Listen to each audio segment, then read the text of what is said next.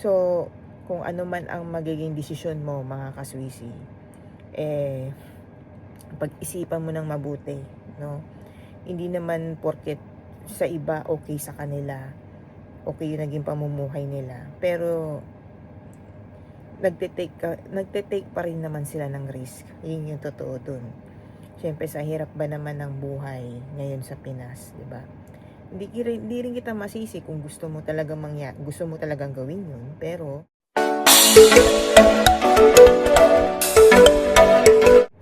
hi mga kaswisi! So nagbabalik po ako ulit sa aking YouTube channel. Ayan, so nandito na naman tayo sa ating episode for today. Ayan, so bago ang lahat mga kaswisi, kung bago lang kayo sa aking YouTube channel, so please hit like and subscribe and click the notification bell para maging updated po tayo sa aking mga videos for today. Ayan. So, gabi naman na ngayon. Kung saan, matagal-tagal na rin, no, na hindi tayo nakakagawa ng mga videos kasi about Malaysia, no, kung saan, talagang napaka-busy ko na nitong mga nakarang araw, no. So, ngayon lang ako ulit nakagawa ng videos in regards sa ating mga episodes, no, about Malaysia, no, kung saan nanggaling na ako doon, nakapagtrabaho na ako doon, at magbibigay lang ako ng tips and ideas dito mga kaswisi. Base po yun sa experience ko. Ayan. So di na ako magpaligoy-ligoy pa, no, kasi may nagtatanong. Ayan. So makikita nyo na yan sa screen, no, mga kaswisi, no. Ang tanong niya dito hello ma'am, good morning, dito din Malaysia. May tanong po ako, kung matapos po ba ang kontrata tapos mag-U-turn ka, may consequences po ba yun or pwede ka pa habulin ng employer? Sana po ay masagot. Thank you in advance. Ayan. So dito mga kaswisi, no, ang ating tanong talaga dito kung ano ba yung mga consequences na mangyayari, no? So ano ba ibig sabihin tong U-turn na to mga kaswisi? Kasi dito mga kaswisi, pag sinabing U-turn, no, sa mga hindi nakakaalam, halimbawa natapos mo na yung kontrata mo, so nabigay na yung mga dapat ibigay, yung mga compensation, last salary mo as usual, yung paghatid sa iyo ng amo mo o employer mo sa airport, no? Syempre hindi ka naman na i-assist dun sa loob, 'di ba?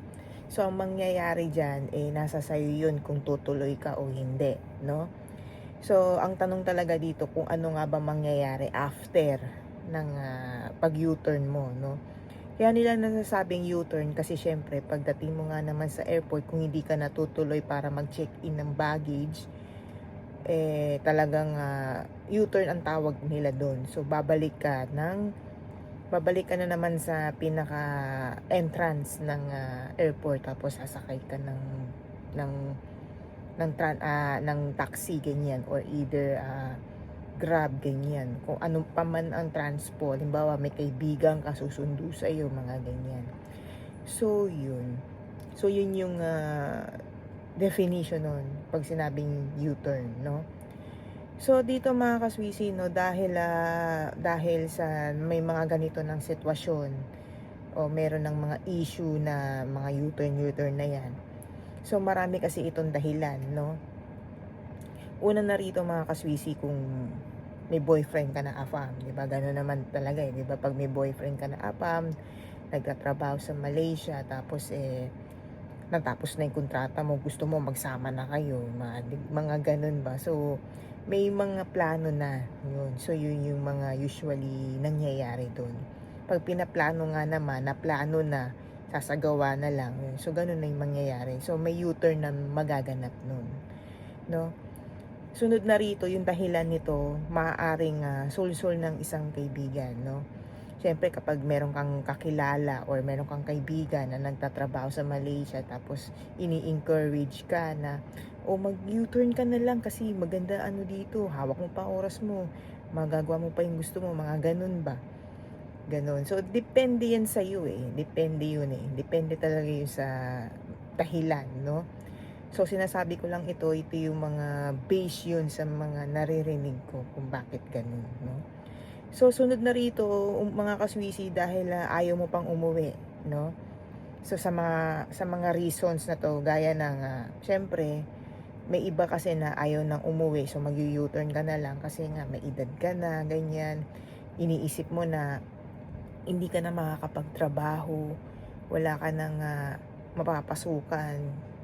Kasi siyempre 'pag uuwi ka ng Pinas, mag-a-apply ka ng panibago kahit sabi mong ex-abroad ka, tapos ang edad mo hindi napasok dun sa standard nila, walang mangyayari, 'di ba? So, maiisipan mo na lang na mag-U-turn na lang, gano'n, 'no? Kasi nga ang iniisip mo 'pag nag-U-turn ka, makakahanap ka ng trabaho kasi hindi naman issue yung edad, Kasi ang talagang kailangan naman yung kung kaya mo, may ability ka, may skills ka, ganyan. Kung kaya mo ba yung ganitong klase ng trabaho, so okay yun, 'di ba? So, yun yung mga dahilan, no? So, kasunod dito kaya ayaw mo pang umuwi, mga kaswisi, kasi wala kang ipon, no? Siyempre 'pag wala kang ipon, saan ba nangyayari diyan? So, ano yan, napupunta yan sa utang, ganyan, sa mga papadala, ganyan, walang natitira sa akin, sa iyo, ganyan. So, ganun, wala kang nagiging ipon. Lalo na 'pag may issue ka sa pamilya, talagang ganun, no? So, next dito, mga kaswisi, kaya ayaw mo pang umuwi at maisipan mo na lang mag-U-turn kasi masaya ka sa sa surroundings na meron sa iyo, no? Siyempre 'pag masaya ka, parang ang hirap ng iwanan, lalo na kapag merong nagpapasaya sa iyo, ganyan. Merong mga bagay na yung talagang magbibigay ng saya sa iyo, ganun. So, yun. At ang huli dito kaya ayaw mo pang umuwi, mga kaswisi, ay dahil gusto mo pang magtrabaho. Siyempre 'pag gusto mo pang magtrabaho, kung alimbawa ayaw mo na maging katulong, so iba naman, so pwede naman 'yun, no? Pwede naman 'yun, no? Kaya lang ang mangyayari talaga dito, talagang magte-take ka ng risk, no? Magte-take ka ng risk dito kung saan, kung gagawin mo 'yon na mag-u-U-turn ka, siyempre pag-iisipan mo 'yan, pagpaplanuhin mo 'yan. Ang talagang tanong talaga dito, kakayanin mo ba, no? Una na rito, mga kaswisi, kung ready ka na, kumbaga parang sa tingin mo, ay kakayanin ko 'to, sige, bahala na si Batman, mga gano'n, So, una na rito, kailangan ready yung mental health mo, mga kaswisi. Alam mo kung bakit? Kasi nagte-take ka ng risk, sa desisyon mo pa lang, alam mo na yung mga posibleng mangyari sa iyo, no? Kaya i-ready mo yung mental health mo rito. Siyempre lalo na kung ang isip mo gusto mo makauwi. Kasi tumatagal ka na sa Malaysia, Tumatagal ka sa Malaysia. Tapos ano tawag dito? Gusto mo umuwi, hindi ka makauwi, 'di ba? Kasi ano na-stuck ka na doon, hindi ka na makakauwi kasi nag-U-turn ka na, supposed to be after ng kontrata uuwi ka, unless kung nag-renew ka sa amo mo, agency na ang bahala sa iyo, so continuous pa rin naman ang working visa mo, kaya ganun. So dahil sa nag-take ka ng risk, so yun yung mga mangyayari sa iyo. So dito, mga kaswisi, pag sinabing magte-take ka ng risk, ihanda mo kasi dito yung magiging financial mo. Kailangan may pera ka. Siyempre paglabas mo na sa airport, no? Kasi nag-U-turn ka nga, 'di ba? So paglabas mo sa airport, mga kaswisi, i-ready mo yung financial mo dito. Kailangan may pera ka. Lahat ng galaw mo, gagastos at gagastos ka. Sa load pa lang, every month, magkano na yon? Yung pagkain mo, yung transpo, tapos yung magiging sahod mo, ganyan. So, depende kasi yan, 'di ba? Depende sa papasukan mo, kung may tatanggap pa sa'yo, mga ganyan ba. So, yun. So, kasi nagtanong ako dito sa kaibigan natin, or sa isang agent dun sa Malaysia, kung saan syempre kaibigan ko nga siya. Saka bawat mga ko, tinatanong ko yan sa kanya. So, makikita nyo na yan sa screen kung ano yung sagot niya dun sa tanong, no? Hello. Pasensya ka na, ngayon lang ako nag-reply, no? So, itatanong ko lang sana about dito kung halimbawa natapos mo yung kontrata, natapos ni worker yung kontrata niya. So, syempre, ihatid na siya sa airport, no?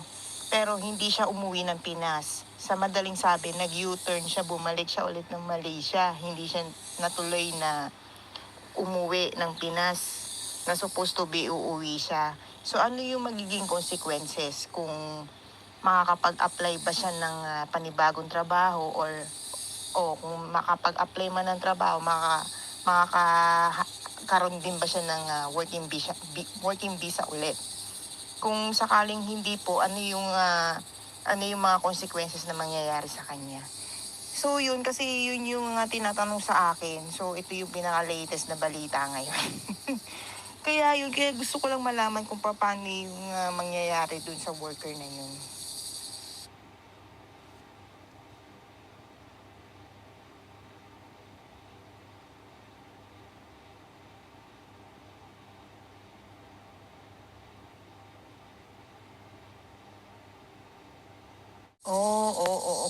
Okay. Akala ko kasi kapag natapos mo yung kontrata mo sa amo, pagka ano na, pwede kang lumipat. Tapos panibagong working permit na naman siya o working visa. Hindi pala pwede yung ganun, no? Kasi masasabi kong hindi ito talaga maganda kung mag-U-turn ka, no? Kasi gaya ng nasasabi ko mga kaswisi, pag sinabing U-turn, talagang yan yan yung mga hindi nire-recommenda na gawin mo yun. Kahit sabihin natin, bakit naman yung iba? Kasi gano'n naman yung magiging dito dahilan Bakit naman yung iba okay naman sila na kaya naman nila ganito, ganyan, 'di ba? Hindi mo rin masabi kasi hindi naman kasi tayo pare-pareho mga kaswisi. Siyempre kung sa kanila okay sa kanila, hindi na ang lang ikaw maging okay ka din, paano kung hindi, 'di ba? Buti sana kung yung mga kaibigan na nakilala mo tutulungan ka through ups and downs. Dito nasusubok yung tatag ng kalooban mo kung talaga bang kakayanin mo, 'di ba? Kasi hindi talaga maganda para sa akin o kahit sino o kahit sa embahada natin, hindi nirekomenda yan ang mag-run away at saka mag-U-turn. Kung tutusin mga kaswisi, wala yung pinagkaiba doon sa nag-run away, no? Ang difference lang, nag-U-turn ka kasi natapos mo nga yung kontrata mo yun yung dito maganda dito natapos mo yung kontrata mo, yun nga lang hindi ka nag-exit ng Malaysia. So, nag-U-turn ka. Ganun. So, dito mga kaswisi, no? So, ano ba yung mga magiging advantage and disadvantage dito, no? Siyempre, pagka na-direct hired ka, di ba? So, ang mangyayari sa'yo dito, o-offeran ka ng malalaking sahod. Kasi kung ang sahod na ngayon is ganito, kasi nga every year naman nag-i-increase naman ang sahod ng Malaysia, nadodoble yan, di ba? So, ganun yung nangyayari doon, no? Yun yung advantage. Tapos hawak mo yung oras mo, no? Kasi alimbawa ang napagkasunduan ninyo ng amo mo na ang trabaho mo ganitong oras, tapos matatapos ka ng ganitong oras, 'di ba? Kung matapos man yan o hindi, o di okay 'yun. Kasi pwede naman gawin kinabukasan 'yun. Kasi time is up na 'di ba? So, may ganun. So, depende yan sa trabahong papasukan mo. Kung magiging katulong ka ulit or either sa ibang field naman na, no? So, dito mga kaswisi, no, pag ang kinaganda dito, weekly ang day off mo, no? Pwede kang umuwi ng ganitong araw ng gabi, balik ka na lang ng ganitong araw na umaga, mga ganyan. So, ganun, no? So, at least, may enjoy mo talaga yung ganitong klase ng trabaho. na ano eh, kasi 'di ba tayo pag sa pagiging DH natin, 'di ba, parang nagkakaroon tayo ng limit. Isang araw na pahinga, nasa bahay ka lang, hindi ka naman makalabas, mga ganun. So, sa ganitong klase ng sitwasyon mo na ngayon, yung magiging senaryo mo, eh hawak mo na yung oras mo, at the same time, nakakagala ka pa. Nabibili mo pa yung gusto mo. Ganun. Kasi nga, nakakalabas ka ng bahay. Yun yung kasunod dito. Kaya, kapag sa ibang trabaho, eh, magkakaroon ka ng ng other fields, no? Pwede kang mag-sideline, pwede kang mag-aral, ganyan, ng caregiving, ganyan. So, yun. So, ang pag-uusapan natin yung disadvantages, no? So, gaya ng nasabi ko, sa pag U-turn mo at sa pag-run away, wala na yung pinagkaiba. Halos pareho na yun, no? Kasi nga, hindi nga kayo, ng immigration ng Malaysia, no? So, ang mangyayari talaga sa inyo dito, mga kaswisi, ay magiging TNT na kayo dun. Kasi nga, wala na kayong working permit, no? Tapos undocumented pa kayo kasi nga kung magtatrabaho ka na sa ganitong pangalan ng amo o ganitong nationality, hindi na yan naka-record sa sa immigration kasi nga illegal na yung nangyayari sa inyo, no? So, possible na mahuli kayo, no? Pagka nahuli kayo, so ang mangyayari diyan blacklisted at saka makukulong na kayo, no? So, kung ano man ang magiging desisyon mo, mga kaswisi, pag-isipan mo ng mabuti, no? Hindi naman porket sa iba okay sa kanila, okay yung naging pamumuhay nila, pero nagte-take pa rin naman sila ng risk. Yun yung totoo dun. Siyempre, sa hirap ba naman ng buhay ngayon sa Pinas, di ba?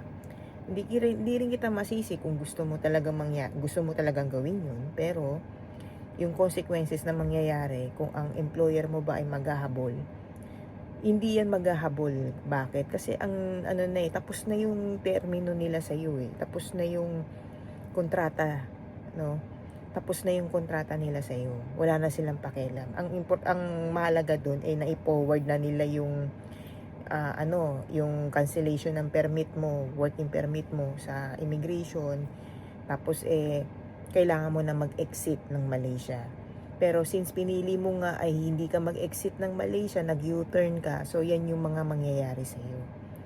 Yung mga nabanggit ko, yung pagiging TNT mo na, magiging undocumented ka na, wala ka ng working permit, ganyan, posible kang mahuli, at pag nahuli ka, so makukulong ka at blacklisted ka pa, no?